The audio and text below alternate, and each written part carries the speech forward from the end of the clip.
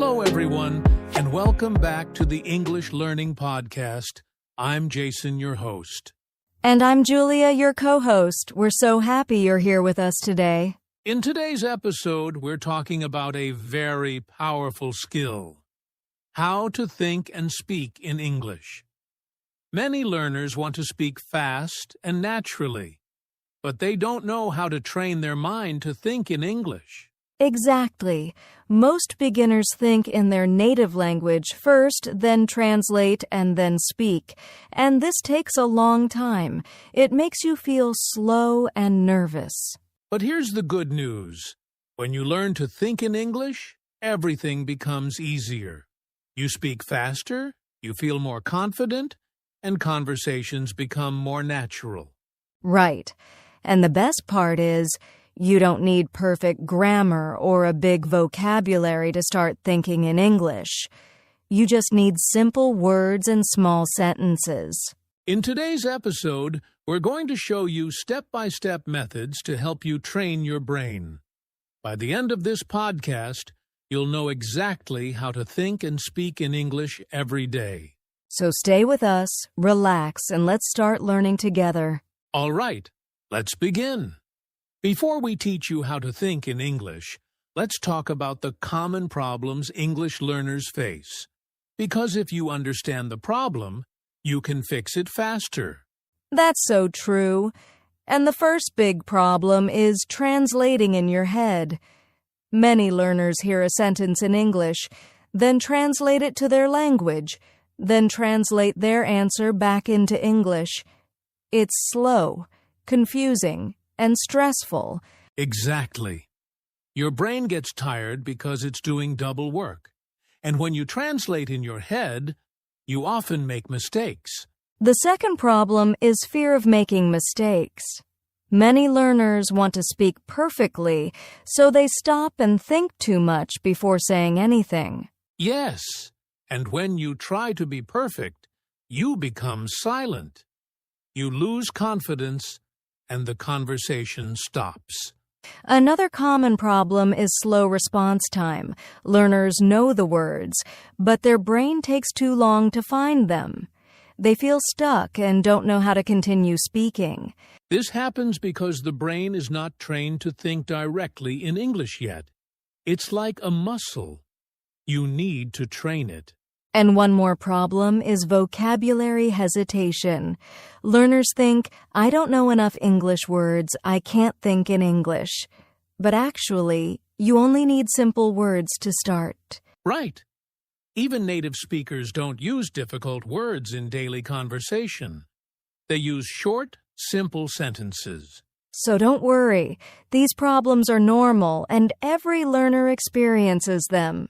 And the good news is, we're going to teach you easy techniques to solve all of these problems.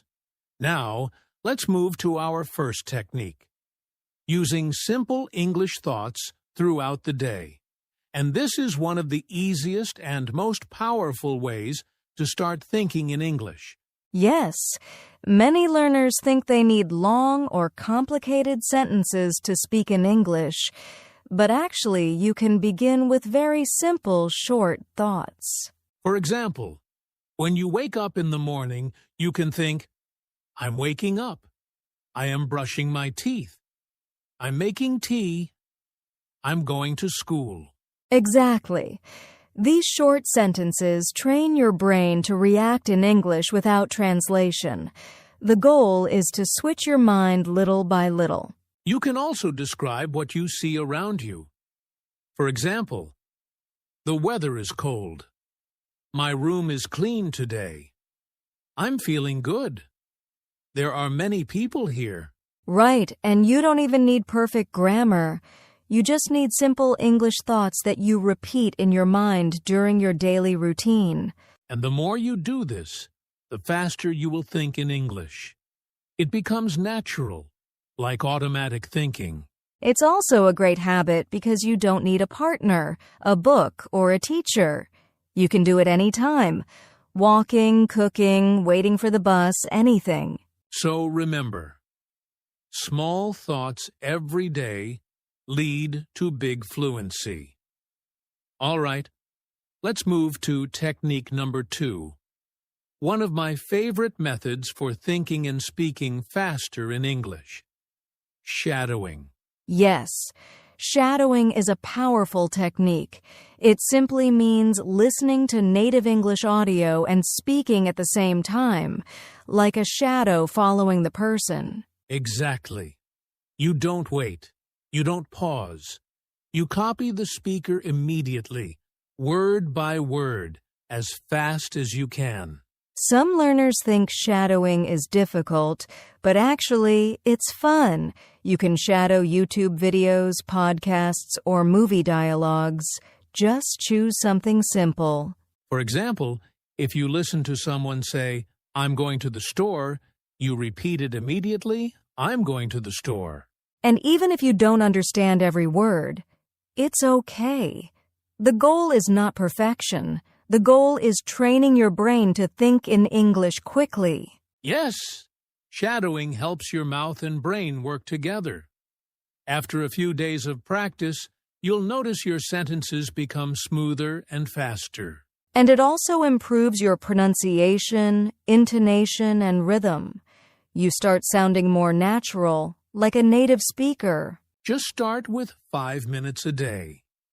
Short, consistent practice is better than long, difficult exercises. Shadowing is truly one of the fastest ways to change your thinking from your first language to English. Now let's talk about technique number 3. One of the most effective ways to train your brain to think in English. The mini-story method. I love this method. It's simple, fun, and very powerful for beginners. The idea is to create very short stories in English, stories that you can think about and say out loud easily. Exactly. When you create a mini-story, your brain learns to connect ideas in English instead of translating. For example, a mini-story can be something like, Tom wakes up late. He runs to catch the bus, but the bus leaves, so he decides to walk to school. Simple, right? And the best part is, you don't need perfect grammar. You just need clear, short sentences that you can remember and repeat. You can also make the story funny or silly to make it easier to remember. For example, Tom forgets his shoes. He runs outside barefoot. Everyone laughs. Yes, when the story is funny, your brain remembers it faster, and it becomes easier to think in English without stress. Another great thing is that mini-stories help you practice different tenses naturally. Past tense, present tense, future tense, they become part of your thinking. And you can make your own mini-stories anytime.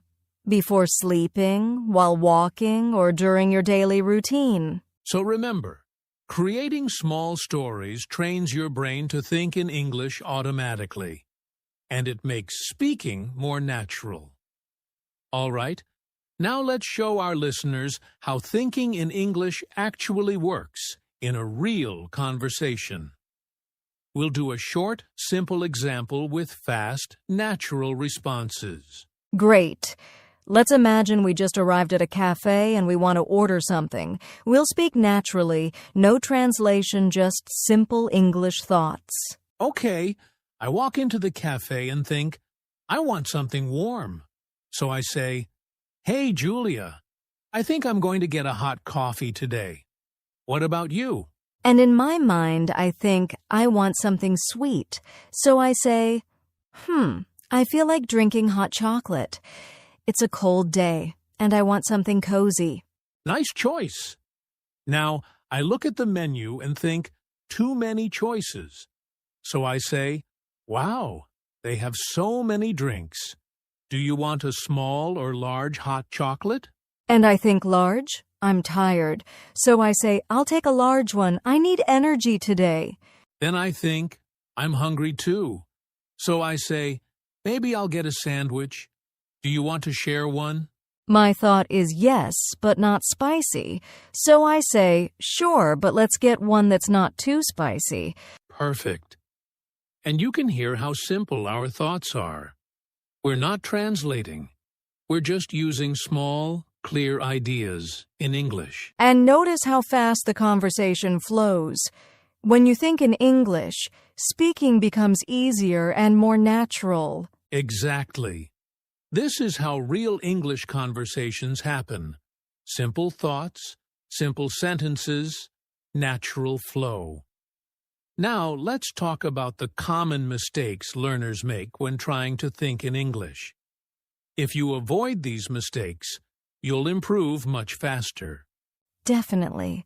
The first big mistake is trying to think in perfect sentences. Many learners want perfect grammar, perfect vocabulary, perfect everything, even in their mind. Yes, and because of that, they stop thinking. They freeze. But thinking in English should be simple and natural, not perfect. Another mistake is using long, complicated words when simple words are enough. Learners try to think like a dictionary instead of a real person. Right.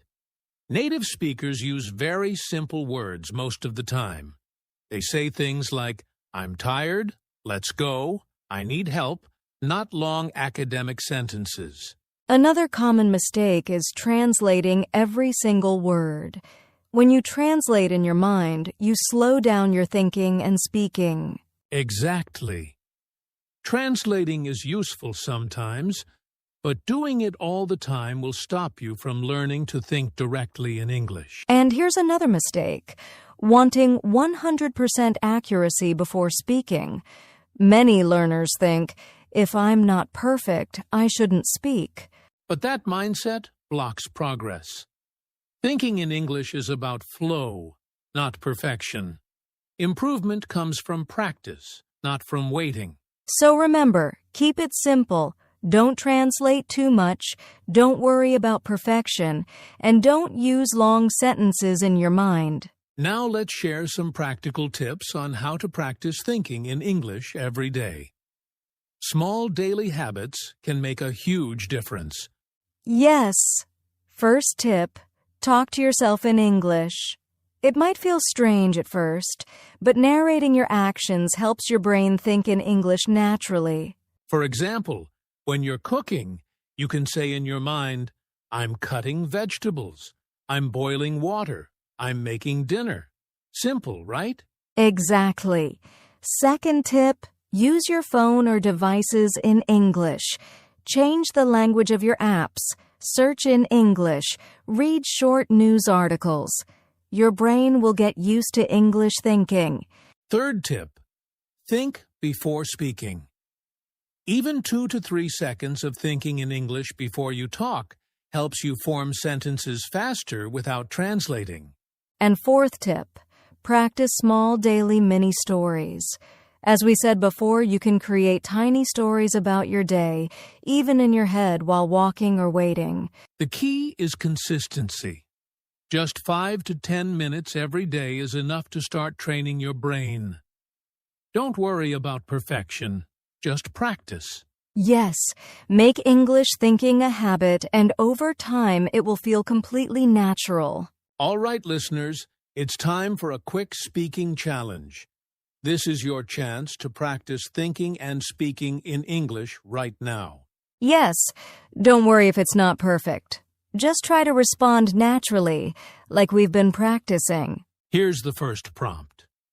What are you doing right now? Think in English and say it out loud. Next prompt: what did you eat today? Quick, simple sentences. Don't translate in your head, just say it. Last prompt. What are your plans for tomorrow? Speak as if you're telling a friend. Use small, simple sentences. Great! Did you notice how fast your brain started thinking in English? That's exactly what we want. Keep practicing these mini challenges every day. Yes, even 1 to 2 minutes like this daily will make a big difference over time. All right, let's quickly recap what we learned today. We talked about how to think in English, why it matters, and the common problems learners face. Then we shared 3 powerful techniques, using simple English thoughts throughout the day, shadowing practice to speak faster, creating mini stories to train your brain. We also showed a real-life conversation, discussed common mistakes, and gave tips for daily practice. And don't forget the quick speaking challenge. We encourage you to practice every day, even just a few minutes. Remember, thinking in English takes time and patience, but small daily steps lead to big results. Keep practicing, stay consistent, and enjoy the process. Yes, believe in yourself, and soon speaking English will feel natural and easy. You can do this. And that's a wrap for today's episode on how to think and speak in English. We hope you found these tips helpful. If you enjoyed this episode, don't forget to like, share, and subscribe so you never miss a lesson. Also, check out our next episode for more practical techniques to improve your English speaking. Thank you so much for listening. Keep practicing, keep thinking in English, and we'll see you next time.